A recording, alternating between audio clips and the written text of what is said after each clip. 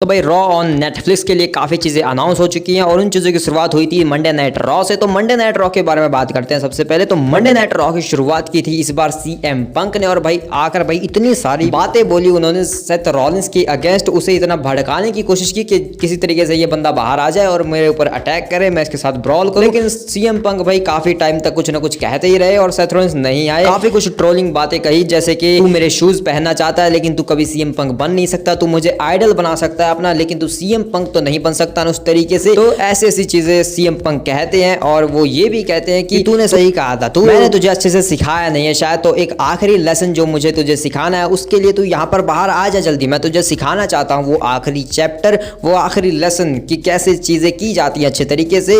और सबसे बड़ी बात अगर मैं बताऊं तो तू मेरी गलती है भाई। सेथ रॉलिंस को सीएम पंक अपनी गलती बताते हैं यहाँ पर। सीएम पंक कहते हैं कि सेथ रॉलिंस आज जो भी घटिया इंसान बन चुका है वो सारी मेरी गलती है, तो मुझे अपनी गलतियों को सुधारना है। ऐसी बातें कह के वो किसी तरीके से बुलाने की कोशिश करते हैं सेथ रॉलिंस को, लेकिन सेथ रॉलिंस नहीं आते हैं। लेकिन अचानक से सीएम पंक के नारे लगाते हुए क्राउड से उतर कर आते हैं सेथ फ्रिकिंग रॉलिंस, और वो वहां से कहते हैं कि मैं यहाँ पर खड़ा हूँ, मैं कुछ अलग नजरिए से देखना चाहता हूँ तुम्हें सीएम पंक, तो मुझे यहाँ से भी कुछ अलग नहीं नजर आ रहे हो, तुम अभी भी वही घटिया इंसान हो। मुझे लगा था यहाँ सीएम पंक के फैंस के बीच खड़ा होकर तेरे नारे लगाऊंगा तो शायद तू कुछ अलग दिखे मुझे, लेकिन नहीं, यहाँ भी तू वही सेम सीएम पंक है।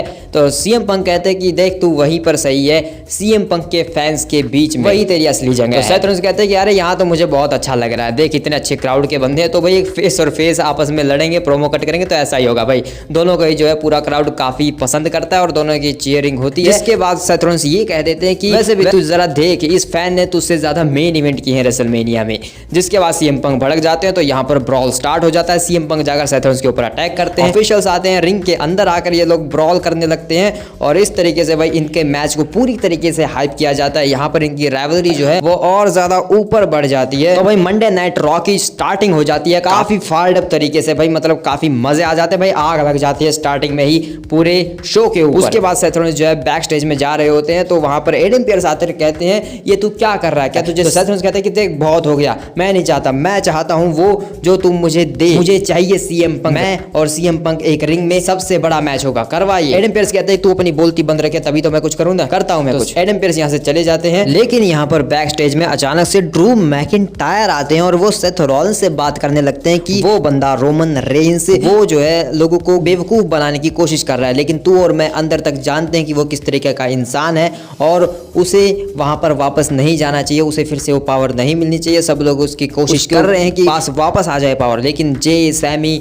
और जिमी ये सब को हटाना होगा वहां से, तो समझ रहा है ना, हम ये साथ में कर सकते हैं। भाई ड्रू मैकिंटायर सेथ रॉलिंस का साथ चाहते हैं ब्लड लाइन को नीचे गिराने के लिए। तो सेथ रॉलिंस कहते हैं कि देख मेरे भाई, मैं ब्लड लाइन को ऑलरेडी नीचे गिरा चुका हूँ रेसलमेनिया में, और वहां पर मेरा साथ दिया था जे और सैमी ने, वो मेरे दोस्त हैं और तू मेरा दोस्त नहीं है। अगर तू ये सोच रहा है कि मैं तेरी साइड आऊंगा और ब्लड लाइन से पंगे लूंगा, मैं नहीं करने वाला, ठीक है, मैं वो सब चीजें कर चुका हूँ। और हाँ, उससे भी जरूरी बात, मैं अब वो चीज खत्म करने जाऊंगा जो तू नहीं कर पाया, सीएम पंक को। तो भाई ऐसी बातें बोलकर सेथ रॉलिंस यहाँ से चले जाते हैं। तो भाई सेथ रॉलिंस और ड्रू मैकिंटायर एक साथ तो आएंगे। सेथ रॉलिंस का ये कहना है कि भले ही हमारी मंजिल एक हो लेकिन रास्ते बिल्कुल अलग है। तो भाई ये चीज कही है सेथ रॉलिंस ने, मतलब भाई वो रोमन रेंस के अगेंस्ट तो जाएंगे ही, कब जाएंगे बस वो देखना है। फिलहाल सीएम पंक के साथ उलझे हुए हैं। तो ड्रू मैकिंटायर ये बात सुनकर ज्यादा खुश तो नहीं होते हैं, लेकिन उसके बाद सेथ रॉलिंस अरीना से जा रहे होते हैं। उसी टाइम पर हमें पता चलता है कि Seth Rollins versus CM Punk का मैच ऑफिशियल हो चुका है, लेकिन तभी पीछे से ड्रू मैकिंटायर के ऊपर कोई अटैक कर देता है। भाई ड्रू मैकिंटायर आ रहे थे सेथ से बात करने के लिए,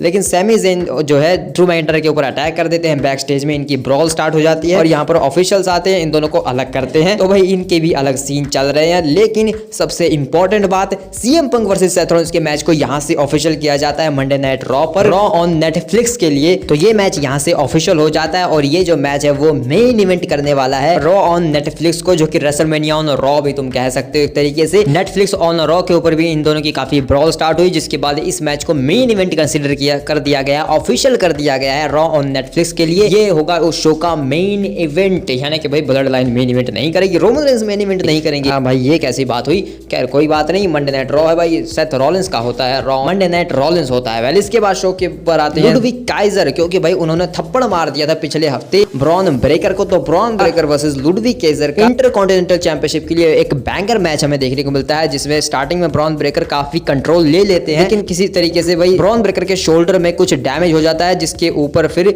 लुडविग केजर हमला करते रहते हैं उनके हाथ के ऊपर और पूरे मैच में कंट्रोल बनाने की कोशिश करते हैं, लेकिन ब्रॉन ब्रेकर लगाते हैं एंड में एक फ्रिंकेट लाइनर। उसके बाद स्पीयर के लिए जाते हैं तो यहाँ पर ब्रॉन ब्रेकर अपने शोल्डर के साथ टर्न बकल में गिर जाते हैं, जिसके बाद वो नीचे स्टेप्स के ऊपर होते हैं। लुडविग केजर अपना सिग्नेचर मूव हिट करने के लिए भाग कर आता है रिंग साइड पर, लेकिन ब्रॉन ब्रेकर सामने से होता ही नहीं है भाई, वो पीछे से दोबारा भाग कर आता है और एक running flying shoulder tackle attack hit करता है लुडविग केजर के ऊपर। लुडविग केजर को रिंग के अंदर ले जाता है और उसके बाद यहाँ पर एंड में होती है एक स्पीयर हिट, पिन होता है 1 2 3। ब्रॉन ब्रेकर इस मैच को जीत जाता है और रिटेन कर लेता है अपने इंटरकॉन्टिनेंटल चैंपियनशिप को। ब्रॉन ब्रेकर भाई अलग तरीके का बंदा है, वो जो है फिलहाल एक ट्विनर लग रहा है, क्योंकि वो एक फेस भी हो चुका है, हील भी है भाई। पता नहीं भाई, मतलब अचानक से ब्रॉन ब्रेकर का कैरेक्टर जो है पूरी तरीके से बदल रहा है एक तरीके से, लेकिन वो एक डिफेंडिंग एक फाइटिंग चैंपियन बनना चाहता है। ऐसा उसने कहा है कि मैं एक फाइटिंग चैंपियन हूँ। रॉ नेटफ्लिक्स पर जा रहा है, लेकिन वहां पर भी ब्रॉन ब्रेकर ऐसे ही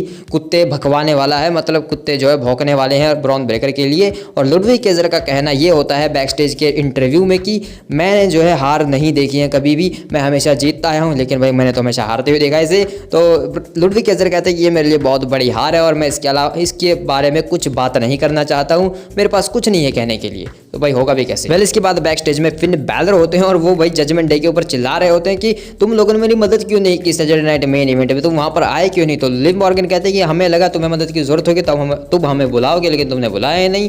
वेल कोई कुछ भी हो, लेकिन आज तुम्हारा मैच है, हम तो बैन है, तो तुम देख लेना आराम से, हम चले अपने लिए अपना काम संभालने। तो भाई रिंग के अंदर आते हैं लिव मॉर्गन, रखेल रॉड्रिगेज और डोमिनिक मिस्टेरियो और भोपू बजाकर भाई यहाँ पर, क्योंकि कोई सुन ही नहीं रहा था डोमिनिक की, तो लिव मॉर्गन भाई पूरा बड़ा भोपू लाती हैं और उससे लोगों को कहते हैं कि मैं हूँ सबसे बड़ी चैंपियन और मैं रॉ नेटफ्लिक्स पर भले ही चीजें जा रही हूँ, लेकिन मैं ही रहूंगी तुम्हारी वुमेन्स चैंपियन और मैं ही सब कुछ कंट्रोल में करने वाला हूँ। लेकिन यहाँ पर रिया रेफली आ जाती है और वो एक चैलेंज फेंक देती है कि बहुत हो चुका है, लड़ के काफी मैं थक चुकी हूँ कि मैं बार बार तुझसे लड़ रही हूँ। तो रिया रेफली का कहना ये होता है कि एक आखिरी बार हो जाए ये तू और मैं आमने सामने वर्ल्ड हैवीवेट चैंपियनशिप के लिए, उसके बाद ये चैंपियनशिप मैं तुझसे छीन लूंगी और देन तेरे पास सिर्फ एक ही चीज बच जाएगी, ये घटिया सा डॉग। तो भाई सही ही हुआ कि यहाँ पर रिया रेफली ने खुद ही एडमिट कर दिया कि वो थक चुकी हैं बार बार लिव मॉर्गन से लड़के, क्योंकि भाई मैं भी पक चुका हूँ भाई इन दोनों को बार बार भाई इन दोनों की राइवलरी को देख के, मतलब कि भाई कुछ ज्यादा स्ट्रेच हो चुकी है। तो यहाँ से ये चीज तो कंफर्म ही हो जाती है कि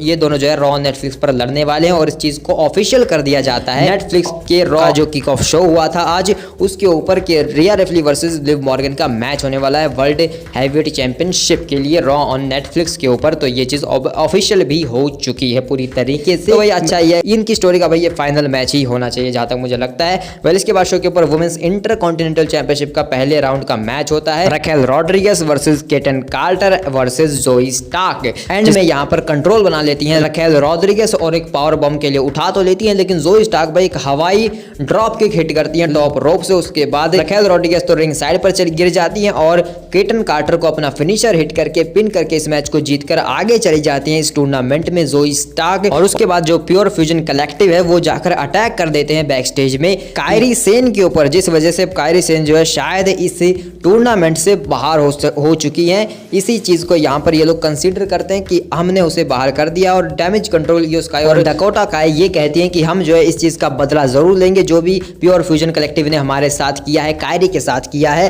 तो भाई फाइनल्स में जो है कायरी सेन तो शायद अब नहीं जाने वाली, मतलब कि भाई मैच लड़ने से पहले ही कायरी सेन जो है वो आउट हो चुके हैं इस इंटरकॉन्टिनेंटल चैंपियनशिप टूर्नामेंट से। तो क्या इसमें डैमेज कंट्रोल का ही कोई सदस्य इसमें पार्टिसिपेट करने वाला है, कायरी सेन को रिप्लेस करने वाला है, या फिर किसी नए बंदे का रिटर्न होने वाला है, नई बंदी का या फिर पुरानी बंदी का, भाई किसी का भी हो बस रिटर्न हो जाए और कोई अच्छा सा हो जो कि इस चैंपियनशिप के लायक हो। वेल चैंपियनशिप से याद आया मेन इवेंट में मैच होता है वर्ल्ड टैग टीम चैंपियनशिप्स के लिए फिन बैलर और जेडी मैकडोनाल्ड डिफेंड करते हैं अगेंस्ट वॉर रेडर्स। ये इनका मेन इवेंट मैच होता है। मैच भाई काफी जबरदस्त होता है भाई, मतलब काफी इंटरेस्टिंग और काफी बेहतरीन मैच हमें ये देखने को मिलता है। जेडी मैकडोनाल्ड और फिन बैलर अपना फिनिशर तक हिट कर देते हैं, अपना टैग टीम फिनिशर, लेकिन उस आइवार आकर पिनफॉल को ब्रेक कर देते हैं। जिसके बाद यहाँ पर थोड़ी चीटिंग करने का ट्राई करते हैं फिन बैलर, वो एक चेयर लेकर आने की कोशिश करते हैं, लेकिन यहाँ पर डेमियन प्रीस्ट आ जाते हैं और वो चेयर नहीं लेने देते फिन बैलर को, और फिन बैलर को यहाँ पर कॉस्ट करवा देते हैं डेमियन प्रीस्ट उसकी वर्ल्ड टैग टीम चैंपियनशिप से, क्योंकि रिंग के अंदर आते हैं फिन बैलर और वो खाते हैं फिनिशर वॉर रेडर्स का। उसके बाद पिन होता है 1 2 3, नए वो WWE world tag team champions बन जाते हैं यहाँ पर वॉर रेडर्स और रिंग के बाहर तालियां बजा रहे होते हैं डेमियन प्रिस्ट और हमें। और भाई सच बताऊंगा, मुझे वॉर रेडर्स के लिए वाइकिंग रेडर्स भी था इनका नाम, तो इनके लिए मुझे काफी अच्छा लग रहा है क्योंकि भाई इनके साथ जो है बहुत सारी ट्रेजेडी हुई है। आइवार इंजर्ड होके चले गए थे तो इनकी टैग टीम टूट गई थी, उसके बाद रिटर्न किया तो फिर से इंजर्ड हो गए और देन भाई इतने टाइम हो गया था ये लोग चैंपियन नहीं बने थे, जबकि ये लोग रॉ टैग टीम चैंपियंस हुआ करते थे एक टाइम पर। तो भाई ये लोग काफी दमदार हैं और काफी डिजर्विंग बंदे, तो अब ये लोग बन चुके हैं चैंपियन। ये मुझे काफी अच्छा लग रहा है भाई, काफी खुशी है। और फिन बेलर भाई उसने कह दिया कि ये सब डेमियन प्रिस्ट की गलती है, उसकी वजह से ये सब कुछ हुआ है। कहाँ है डेमियन प्रिस्ट, मैं उसे तोड़ू फोड़ूंगा। तो भाई अच्छी बात है, अब फिन बेलर जो है उस एम की तरफ बढ़ सकता है क्योंकि अब टैग टीम टाइटल्स है नहीं, तो वो मेन टाइटल के लिए जा सकता है, मेन चीजों के लिए जा सकता है। ये काफी अच्छा हुआ है। तो शो तो यहाँ पर खत्म हो गया था, लेकिन इसके अलावा बैक स्टेज में कुछ सेगमेंट्स हुए थे जिसमें सबसे इंटरेस्टिंग था भाई रे मिस्टीरियो ने न्यू डे को यानी कि जेवियर वुड्स और कोफी किंगस्टन को बैन कर दिया है लॉकर रूम से, क्योंकि रे मिस्टीरियो फिलहाल लॉकर रूम के लीडर हैं और अगले साल से फिन बेलर लीडर होने वाले हैं। तो कोफी किंगस्टन और जेवियर वुड्स को उनका घर नहीं मिल रहा है, उनका लॉकर रूम नहीं मिल रहा है WWE में।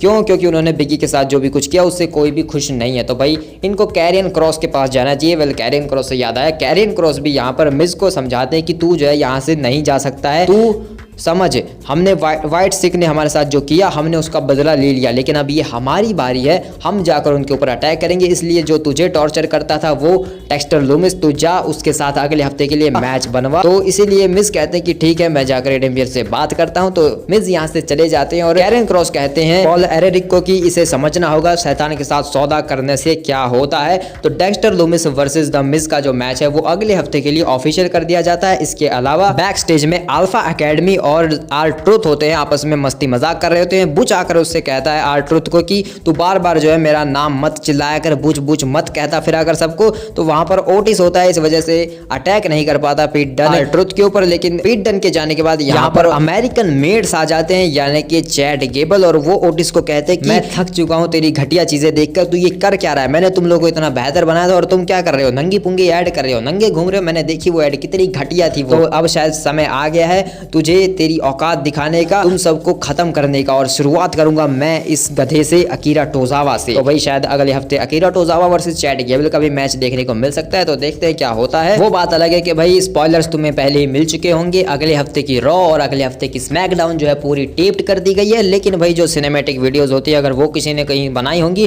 तो वो तो हमें कहां से मिलेंगी। तो देखते हैं कि क्या कुछ नया हमें देखने को मिलेगा नहीं। वेल हॉलीडे के टाइम पर भाई ऐसे टेप शोज में इतनी बढ़िया स्टोरीज चल रही है, इतना बढ़िया हमें शो देखने को मिल रहा है, तो ये काफी अच्छी बात है। तुम्हारे क्या थॉट्स है इस बारे में कमेंट में बताओ। मिलते हैं किसी और वीडियो में।